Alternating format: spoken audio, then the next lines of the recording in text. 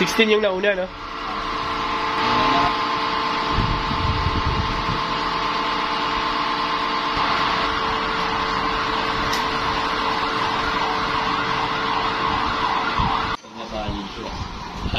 So pag nabali siya, fail yun.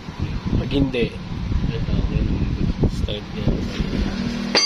So basis sa bending, pag nabali, so failure naman yung nabali. Pag nagkaroon siya ng crack. Crack, no? Pero walang crack, tubos. Wala. Nice. So, wala siyang crack. Bending ng 12mm.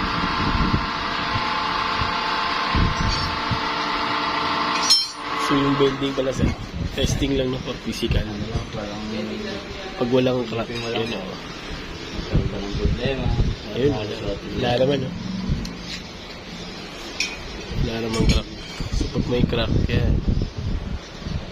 Pasado yan. So kaya dalawa yung sample. Isa sa bending, isa sa tensile. Ito naman sir sa tanim na natin ko. Magmakarak na siya. Mapit na yung pinaka-maximum na ano.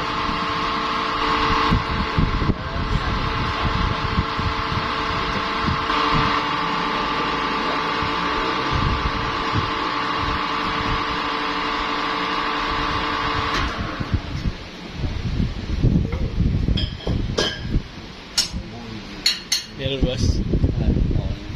Wala. Ayun, walang garap. Ibig sabihin, tatlo, pasado to. Sa physical lang, no? Wala siyang crack. Walang manifestation ng crack. So, physical, pasado yung crack.